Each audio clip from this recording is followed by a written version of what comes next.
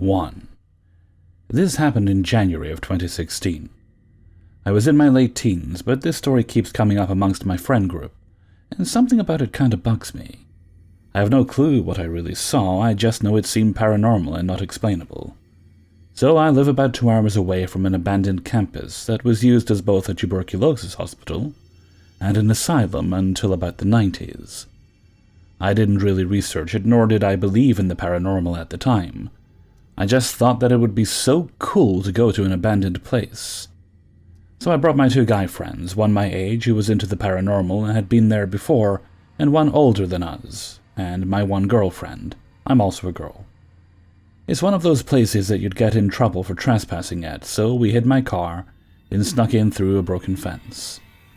I should mention we went in at around 8 or 9 p.m., so it was dark out. We get into the main building and are fine. We're not feeling weird or anything.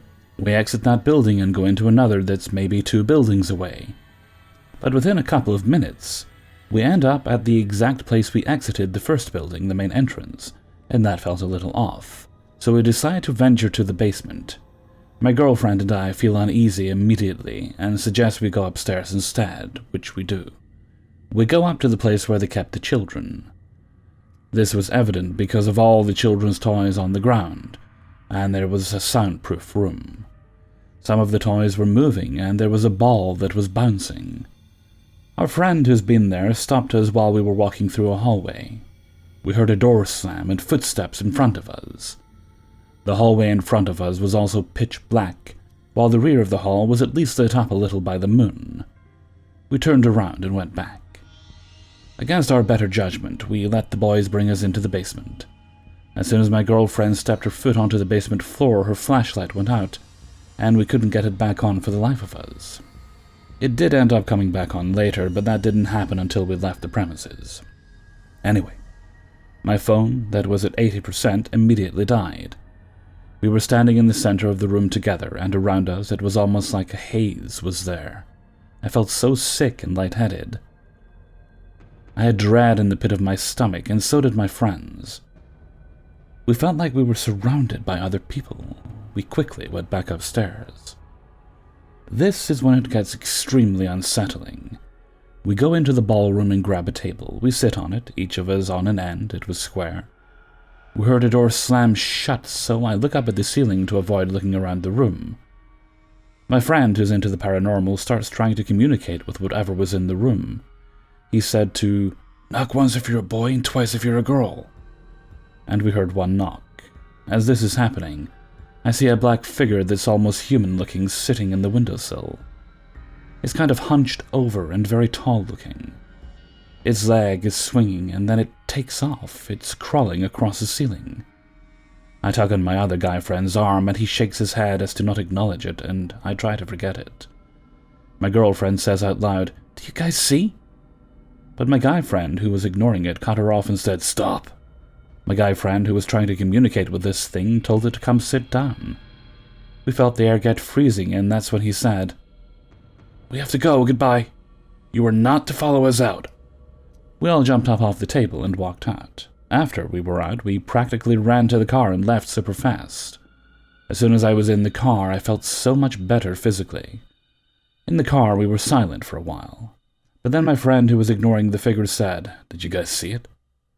And we all said yes and shared our experiences. He thanked my girlfriend and I for getting the message and ignoring it as much as possible. It still freaks me out to this day. I always get chills writing or talking about it. The amount of energy needed to manifest that is what boggles my mind. I'm not even completely sure what we saw. As much as we discuss, we can't come to a solid conclusion. Was this maybe demonic? What else could this even be? I'm open to all suggestions. I just felt I had to share this with people who wouldn't think I'm off my rocker. 2. Hi all, and thank you in advance for your input. I've always been curious about what this could have been, so any ideas please share. My experience is as follows. My aunt and uncle went out of town for 2 weeks for an anniversary and vacation. They had a chocolate lab at the time named Lola. Instead of taking her to a kennel any time they would leave, which was pretty often, they would ask me to take care of Lola and house sit. It is a huge house, nearly 20,000 square feet. and it is in a very rich area and neighborhood. The home was actually designed custom by my uncle about 15 years before my experience. Since their neighbor down the street was robbed when they were on vacation, they wanted me to make sure no one would try breaking in. Every time I would house or dog sit, I would have weird feelings, but I chalked it up to being alone in a huge house, because I am very used to a small house that you can almost see everywhere from the living room. However, nothing that noticeable would happen. I would hear noises like creaks and bumps, etc., but I logically concluded it's just the house making noises, or the HVAC system, or the water heater, so I never paid too close attention to it, or even thought at the time it was startling. This was for about 1 week and a few long weekends here and there over about a 9-month period. However, right after the holidays, they went on their 2-week vacation when this all happened. I would always stay over, so I can let Lola out late at night before bed and right when I woke up, and also to deter any possible break-ins. I had a system that would make it look like I'm there, or more than one person was there. I would routinely switch lights on and off, upstairs, main floor, basement, different bedrooms, and hallway lights. I would always keep track of which ones I had on, since I would choose 2 different ones every time I left. I was in community college at the time and had a big social life, so I would be in and out most of the day into the evening. The first few days, the normal noises happened as they have in the past. They put me on edge, but didn't necessarily scare me. After the first few days, I started to notice some strange things. Certain lights I knew I left on then turned off, and others turned on. To be honest, I just thought I was stressed out, and it's a big house and it's not a big deal. Until one night, I left almost every light on in the main floor, and then went out to pick some pizza up for dinner. When I came back to the house, every single light was then turned off. And since this was winter in northern Illinois, when I got back around 6, it had already been dark for over an hour, so no lights being on is very noticeable. This is when I started getting genuinely creeped out. I grabbed a baseball bat and searched everywhere in the house, down to even their safe rooms in the back of their closets to make sure there was no intruder. Lola would follow me around the house, but I could tell by her body language and actions that she was stressed. After searching the house and finding absolutely nothing, I watched TV and ate pizza and then went to bed. I would always sleep in their sunroom on the chaise longue, because it was in a secluded corner of the house. I felt way too weird to sleep in any of my cousins' beds, so I would always sleep in that sunroom. That night is when Lola started growling. She would look through the doorway, it was a glass door, and growl. I would try to get her to stop and see if she needed anything, but she never did. The preceding few nights, Lola's behavior changed. She was very anxious, and at about 5 nights in a 2-week stay, I started hearing footsteps. Lola would of course growl or bark when she heard this. I went straight to thinking it was an intruder and searched the whole house again, and again nothing. I wanted to call the cops, but I didn't want any word to come back to my aunt and uncle because they would pay me a ton of money to do this for them while they were away. And as a broke college student, I would do just about anything. This continued for the next few nights, and the footsteps went from 1 footstep sound to like 5 seconds worth. With a couple nights remaining, activity started to escalate. More noises than usual, including footsteps. This all culminated on the very last night. I came back from class at around 7 p.m., and it was pitch black outside. I walked in from the side door over pristine white tile, and weirdly, Lola did not greet me at the door like she always does. I went to look for her, and she was shaking in her dog bed. I had a super eerie feeling and just wanted to leave. I was just going to take Lola back home with me and drop her off next morning before my aunt and uncle returned. However, before leaving, I had to go downstairs to feed their cat and change its litter box. The cat always stayed down there because Lola would scare the crap out of the poor thing. They have a baby gate with the white wire mesh in the middle separating the upstairs and downstairs at a landing halfway down the stairs. While cleaning the litter box, I heard the baby gate fall and distinctly hear the sound of the mesh rattling back and forth. If you've ever had one of these gates, I'm sure you know the sound I'm talking about. My heart felt like it sank to my stomach, and I was filled with dread. At this time, I hear loud footsteps upstairs, and then hear Lola bark and run. And that's when I just called it and was out of there. I headed up the stairs, and when I got to the baby gate, it was still standing up against the wall, but definitely not where I left it. I got Lola and went towards the room where the white tile is that I walked through when coming in the house from the side door, and the first thing I noticed was muddy footprints. It was something you could not miss, because it was half-an-inch thick mud clumps in the shape of huge boots, far bigger than my size 12 gym shoes. These footprints were coming from the garage entrance to this room, not the side entrance. Added to this, it was January, and well below freezing with a few inches of snow on the ground. There was no mud anywhere. Everything was covered in snow. I freaked out. Since we were coming back the next day, I cleaned up the footprints, got Lola, and left. I did not check the house, and I did not call the police. Looking back, I know I should have. But I didn't want my aunt and uncle to think I was crazy. Never let me house sit again, and I'd lose all that money. Nothing was missing when they came home, and they both claimed to have not had any experiences. I only know this because years after this happened, I didn't watch the house since that time, and brought this up over a family dinner. My cousins both have had experiences. One said she saw figures at the end of the long hallway leading to her room. The other said she woke up a few times to dozens of people standing around her bed and then breaking her lamp by slamming it into the wall. My uncle thought she was acting out because she was a young teenager at the time, but she swears up and down that it was the people standing around her that did it. So that's essentially my experience. Please, any ideas what the hell it could have been, let me know. Even if you think I'm crazy or whatever, or have a logical explanation. Thank you. 3. Many years ago, my best friend and I rented our first place together. It was completely furnished, including dishes, sheets, etc., which worked for us since we didn't have any furniture. An older lady showed us the home, but she said her son was the owner, and he lived a few hours away by the coast. It was a 3-bedroom, but she said one bedroom was used for storage, so it stayed locked. Since we only needed 2 bedrooms, that was fine, but it was still a little unsettling wondering what was in the locked room. Also, it was like the previous owners had just packed up and left. There were still items in the nightstands, and there was even a stack of Playboy and Penthouse magazines in my closet. The home seemed to be built on a slab, but the kitchen had a small step up, and it was a wooden floor which was prone to creaking when you walked on it. On occasion, I thought I'd heard footsteps walking across it when I was the only one home, but I just dismissed it because I didn't want to freak out myself or my roommate. One night we had a group of friends over when one of them, D, started prompting us to hush.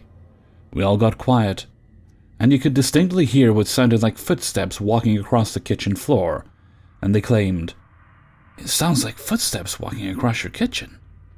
And my best friend and I both exclaimed, "You hear it too?"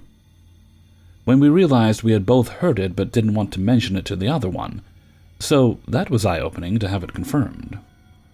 The next creepy thing happened one night when I was about to go to bed. My boyfriend at the time worked a second shift job, so he would occasionally drop by on his way home from work. I usually knew when he was coming, and I wasn't expecting him, but I clearly heard the doorbell ring. The home was an older home, probably built in the late 40s, and it had one of those really loud buzzer-style doorbells. You could definitely not mistake this sound for anything else. Of course, I thought it was him, so I immediately go to the door, but no one was there, and there were no car lights leaving. The street was straight going in both directions for a ways, so I would have definitely seen a car leaving. There was no question in my mind that the doorbell had rung, so the hair was now standing up in the back of my neck. There's nothing worse than feeling alone in that situation, so I went to wake up my roommate, but no matter what I did, how hard I shook her, or how loud I called her name, she would not wake up. She had never been difficult to wake up, so this freaked me out even more. After trying to wake her up for at least 15 minutes, I just had to go back to bed, pull the covers over my head like a child, and try to fall asleep. I later talked to my boyfriend, and he says he had not dropped by, so that was unnerving to say the least. The last experience was definitely the strangest, though. In the hallway, there were 3 heavy objects attached to the wall, that were like antique farm outdoor equipment. I can't quite remember what two of them were, but they were all really heavy and made of wood. And the one I remember was like a rake but completely made of wood. Again, they were heavy. One day I was in the shower and I heard a loud noise, and the next thing I know my roommate has come in and is beyond freaked out. She tells me I have to hurry out to see what the noise was, so I quickly get out, see that all 3 of these heavy items had fallen to the floor at the same time. There was honestly no reasonable explanation for it to have happened. We were in a lease, so we just couldn't move out, but shortly thereafter, the owner decided he was going to put the home on the market. He ended up being a huge pain, although I'd never met him. He came to the house and just my roommate was home. Being young and naive, she felt obliged to let him in, although he had clearly been drinking. It left her very uncomfortable, and then he showed up at my work. Soon after he sued us, saying we had ruined the carpet, but we had only lived there for about 6 months, and the carpet was the same as when we moved in. We had to hire a lawyer, and we won the case, but the whole thing was bizarre. I didn't mention yet that there was a small addition on the back of the house that was also on a concrete slab, set off of the step-up kitchen, and made me wonder if he had added it, and if there was an ulterior reason why. The whole situation was creepy, including the landlord, and it made me wonder if he or something he'd done caused the activity at the house. 4. First, a wee bit of background. My family have moved around, and before I was born, they lived in 2 other houses. My sister was born in the late 70s, and from then on, things started to happen surrounding our family. She would talk to an invisible man in the corner of the rooms. But to this day, she doesn't remember a thing about it, and bringing it up creeps her out. She also used to complain of an old wooden rocking horse in her room moving on its own, with no wind or footfall to make it move.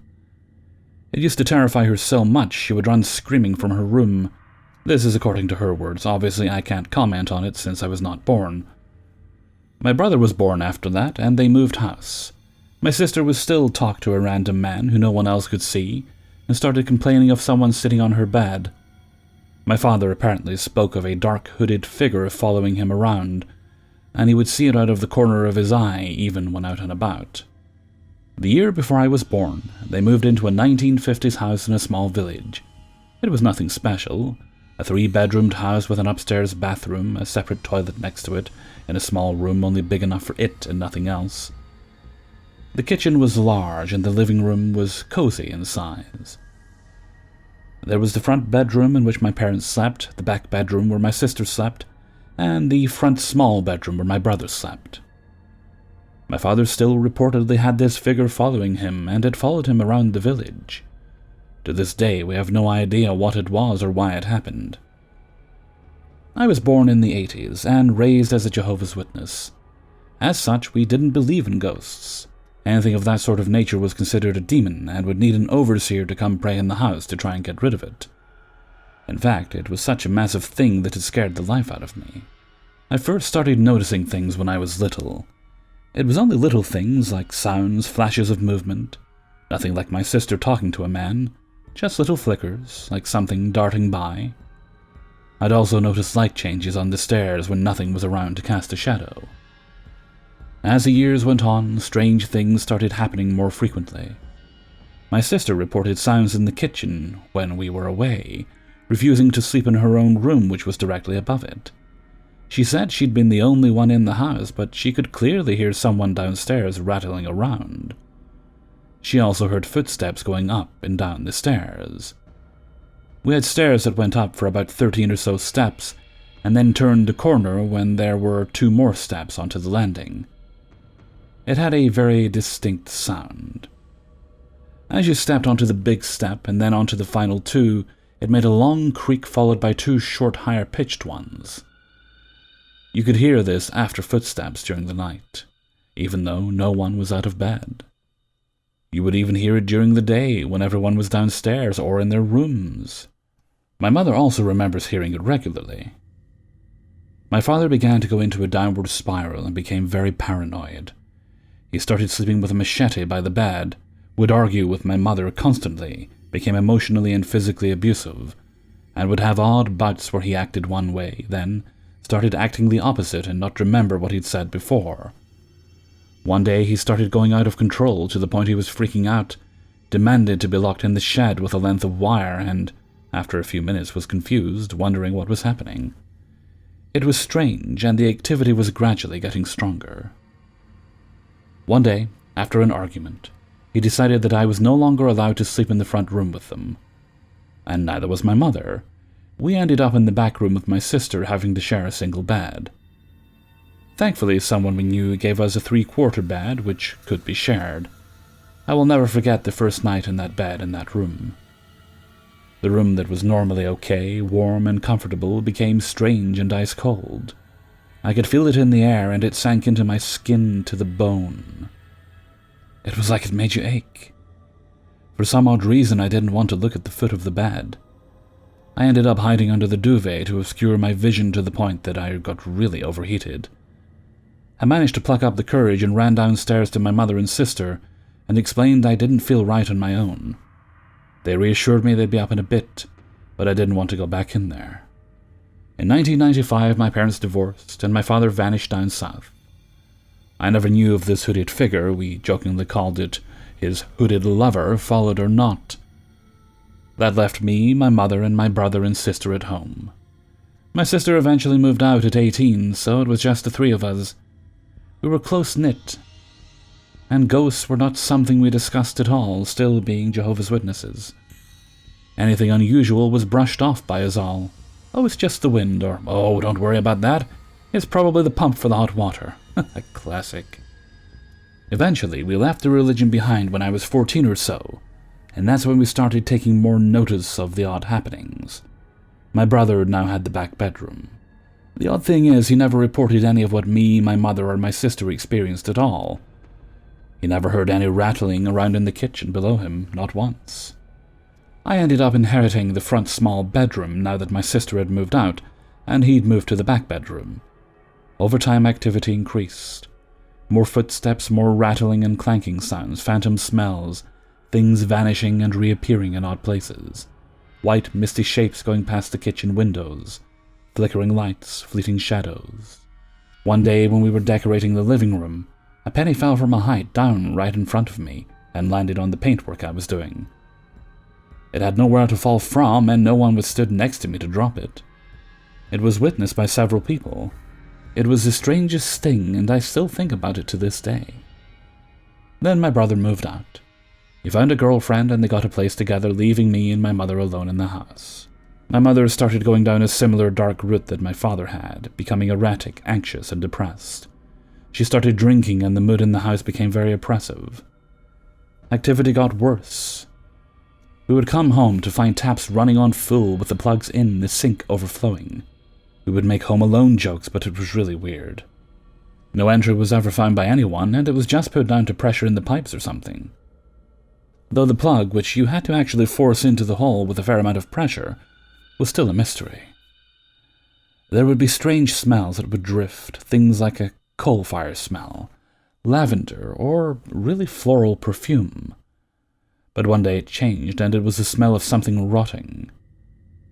It was like when you forget about bacon in the fridge, that gross, rotting foot smell.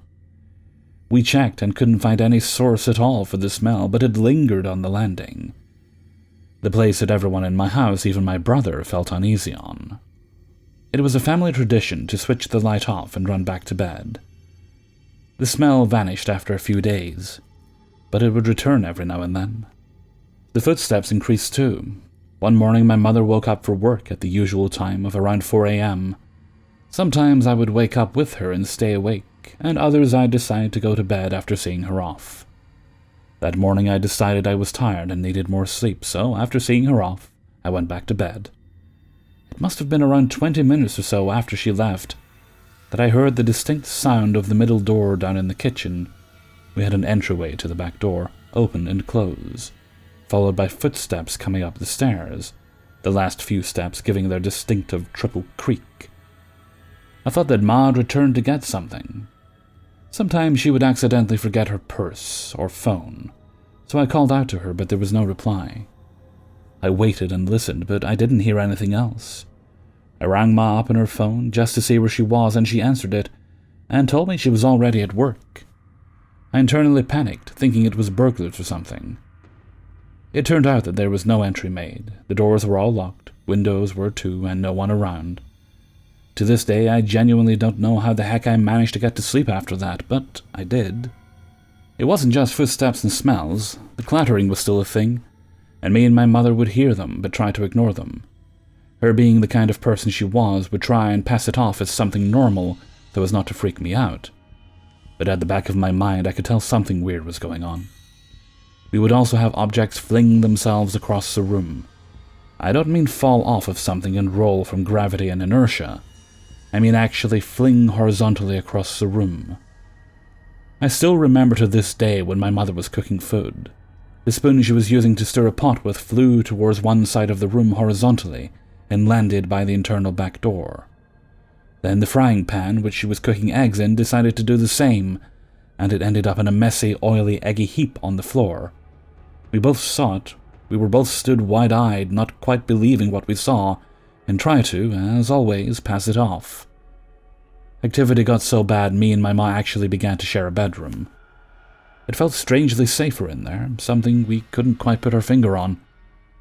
One night, I couldn't sleep at all, and I was looking out of the front bedroom window. I used to love watching the night streets, and during the summer, when the moon was out, I enjoyed staying up just a little longer to do it. This one night, however, something felt off, and it had and I hate using this word, spooky air to it. It was then I noticed movement on the hedgerow that went around the front garden. There, as clear as day, was the most humongous spider I had ever seen. But this thing was so unnatural. It felt and looked wrong. It had the smallest body, and its legs were huge, long, and thin. It was walking in its tiptoes across the very top of the hedge in such a way that it turned my stomach. It was like it was gliding. Its legs didn't even bend properly. It was as if the legs had no joints past the first bend. I didn't think much more on it, even though I'd just seen a huge spider the size of a cat trundle its way across the top of the hedge until I mentioned it a few years later, which I'm about to get to now. I met my husband in the winter of 2006, and my mother met someone too. My husband moved in the following year, and my mother began to spend more time out of the house around her boyfriend's house. The longer she stayed out of the house, the better her mood seemed to get. The difference was astounding. She would still stay in her old room from time to time, but it gradually became less and less as her and her partner got closer. Activity was still going on as strong as ever. However, it had evolved to physical contact. We were now having covers pulled during the night, being touched, having hair pulled, also voices. We started hearing our names being called. Sometimes it would happen to the point I would yell up the stairs after my mother to see if she'd called me. The majority of the time she hadn't. It became irritating, rather than scary, especially when you were trying to sleep and you have the covers tugged. Eventually I inherited the house after my mother signed it over to me, after she moved in with her partner, and me and my husband began to do some DIY jobs, cleaning up the place a bit, planting a vegetable patch, recarpeted a few places and the like. That's when the activity took a more serious turn. Objects that would usually fling around started being aimed. The objects would also be larger than something like a spoon. A vacuum cleaner somehow scooted and smashed me on the shin. A computer tower somehow lurched out of the desk sideways into my knee. And then there was a toilet light. It would turn itself on when no one was in the house, or during the night. We would come home to it on when no one had been in to switch it on. We would wake up only to find it switched on. But then I noticed a strange pattern, which I put down to coincidence at first. But I tested it out, and sure enough, whenever we left the back bedroom door open, that's when the light would play funny buggers. So we made a rule to keep it closed. It stopped, until one day someone left it open and it started up again. None of the above details and experiences, though, will ever compare to one night in particular. My husband, a complete hard-headed skeptic, was busy having a shave upstairs on the landing. The bathroom light had decided to go kaput, and we hadn't been able to fix it.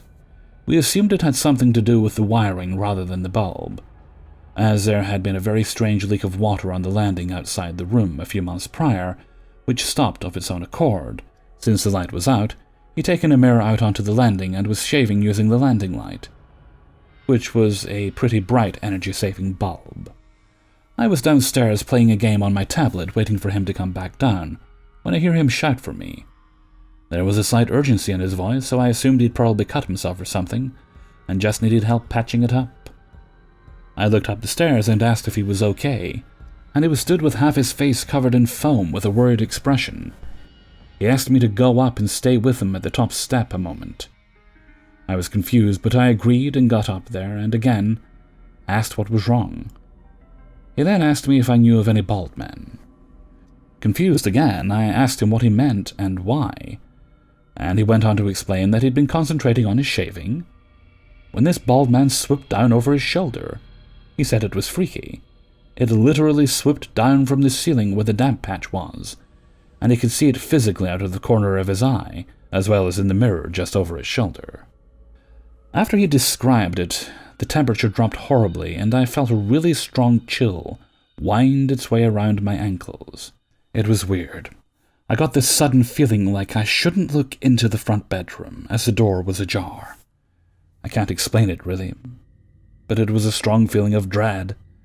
I told him to come down the stairs with me while I rang my ma, and I asked her if there had been anyone in our family who fit that description. She couldn't think of anyone, and we discussed the possibility of maybe staying over if it got weirder. It was such a strong feeling we felt like we needed a backup plan.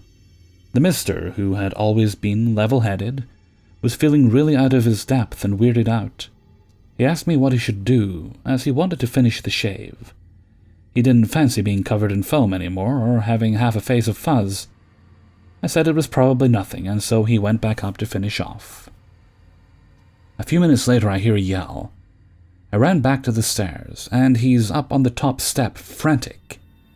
He was yelling about the fact that he did it again. The bald man came down over his shoulder, but this time his mouth was open like he was yelling at him angrily, and he just didn't feel right. So we went back down the stairs and stayed in the center of the living room directly below the front bedroom. It felt safe in there too, for some reason. I called Ma back, explaining what was going on, and as we were stood in the room, the temperature dropped dramatically and that chill returned. It felt like a swirl of freezing air going around you, and there was such a strong feeling of dread. It was horrible. I was trying to keep my cool on the phone to Ma, but as I was talking, asking for a place to stay for the night, we heard the most alarming thud from the bedroom above, followed by what could only be described as running footsteps out to the landing, where you heard the distinctive floorboard creaks. Ma suggested I call my brother, so I got on the phone to him, apologized for the lateness, and explained what was going on. He said he'd be round and we could stay at his for the night, and while we were waiting, the mister decided to suck it up and try shaving the rest off. I swear that night he had balls of steel. I don't think I could stomach it after that happening twice in a row, and the footsteps. Way too close for comfort. He went back up, but didn't stay there long. I could hear him cursing about the cold water tap running scalding hot water, and how his razor just wouldn't cut. So he gave up, washed off the foam. As he was coming down the stairs, he was explaining about it, only to freeze in the hallway, staring into the kitchen motionless. He went white as a sheet, and I've honestly never seen him so scared in all my life. He sounded on the verge of tears, cursing. I kept asking what was wrong, and it took him a while to respond. Apparently, he'd seen something walk by the kitchen window. He described it as pale skin, tall, very skinny, missing an arm on one side, sunken dark eyes, and an unearthly grin across its face. He said the way it walked was unnatural, a jerky walk. We ended up staying at my brother's that night, and returned home at 6 a.m. when it was still dark, only to hear a growling sound in the living room before we retreated to our bedroom to try and get some sleep. I didn't know what else to do, so I ended up just placing a statue of Sobek I had at the door. I have no idea why. It just felt as if I should. To this day, the mister still refuses to talk about it further, and tries to just convince himself it was nothing at all. We had to stay in the house for a couple of years after that, and we did a form of banishing. The activity didn't stop, but it was less severe than before. It got to the stage where it became normal. Something strange would happen when people would be over, like the time papers moved of their own accord, and they'd be freaked out, but to us it was just everyday stuff by that point. We just started casually saying, "Don't mind that, just the ghosts." One night, me and the mister couldn't sleep. Surprise, surprise. It had been a busy day, and we should have been tired, but we were not. So we were awake upstairs, just casually dossing around in the front bedroom. He looked out the window and stopped motionless. After the last time, I instantly freaked out inside. I still do to this day when he reacts that way, and asked what the matter was. He shook his head and grinned, only to say he'd seen the strangest spider walking across the hedge. He described it in exact detail, and it matched the one I'd seen. I laughed, glad that my experience years prior had been validated. I mentioned it to my mother, who also ended up laughing. It turned out that she too had seen it. We moved out of the house in 2010 and are living in a small town now. We sometimes discuss the old house and have started opening up about the strange experiences we had. The mister still refuses to talk about the mirror and window incident, but it still makes me think. I always wonder if the people living in that house now are okay. I hope they are. I'd just love to know what it was all about, even if it was just something normal, you know, like EMF leaks or something. 5. So this happened in 2010. I was 13 back then. We moved to that house when I was 9. Everyone in the neighborhood remembered the people who lived there, but since we were new there, we never really had any information because people didn't interact with us a lot. I met some kids that lived near my house, and we started to go out and play. One day a kid told me that in my house used to live an old lady who died of cancer. She was really nice. She had a grandson that used to play with the kids I was playing with. So, that happened. I used to feel weird things at times, but didn't really pay attention to them. We're back in 2010. It was raining. I was trying to sleep. We had a double-deck bed. I slept on top and my grandma slept in the other bed. We always kept the lights of the hall on, and that night the door of our room was open. I heard our birds making a lot of noise. We had 2 Australian parrots. I mean, they usually make a lot of noise when they're hungry, but it was too late and it was weird that they were awake. I just tried to close my eyes and they kept on and on. There were constant lightning strikes and I was a little freaked out. So I opened my eyes and looked at the hall where I could see part of the couch and the door that led to the kitchen where our parrots were. In that moment I froze completely. I saw a human figure, not transparent or anything. It looked like a normal person, of a woman wearing grey sweatpants and a beige sweater, looked like wool. She was holding a sort of sewing thread in her hands, and seemed to me that she moved the sewing thread as if she was winding it. I knew that woman was not my grandma nor my mom. Because it was hot, we were in summer. They wouldn't be wearing that. Plus, I would have heard the door of my mom's room if she went out, and my grandma was sleeping in her bed down mine. I was really freaked out, but for a few seconds I kept looking at the woman and realized I could only see her body, not her feet or her head. So I closed my eyes and tried to sleep. And I felt that she was coming to me. I was crying and tried to not make any sound. I told my family and my grandma ordered a mass to be held in the church for her soul so she could rest. I couldn't stay alone in the house for years. Then one day I was alone in the house and I heard someone in the living room. I was taking a shower, so I asked, "Who's there?" And I put on my towel to go check the door. My bike was in the garage. The gates were moving from one side to the other as if it were opened too quickly. It turned out a burglar tried to break into the house to take my bike, which was inside the living room. And somehow he just ran away. I mean, I was alone in the shower, naked. He could have abused me, killed me, whatever he wanted. I felt kind of protected by that lady. Many years after that, I talked to my dad who lived there with me and my mom for a few years before they divorced. And he told me that the lady who used to live there had terminal cancer and her son took care of her. In her last months of life, they turned the living room into her bedroom, so if anything happened to her, they would be able to get her out quickly, and said she was a really nice lady who loved her family. Hey everybody, Hellfreezer here, and thank you very much for listening to 5 True Paranormal Stories, episode 222. And thank you very much to everybody who allowed me to use their stories in this video. In regard to... which one was it? Story number 3, I think it was. The one with the creepy house with the creepy landlord. Yeah, that's it, the one with the fully furnished house. In regard to the landlord's behavior of just showing up, I thought this, and I did check it, and it does seem that it's true. Obviously, it might vary depending on where you live, but your landlord can't just show up at your house randomly. They have to give you notice, at least 24 hours notice, and they have to have a good reason.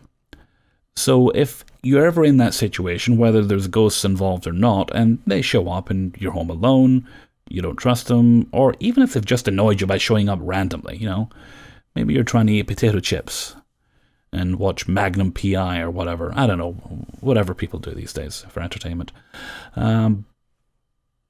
Just tell them to go away. You're within your rights to do so. Just say, well, no, I'm not prepared to have a visitor right now.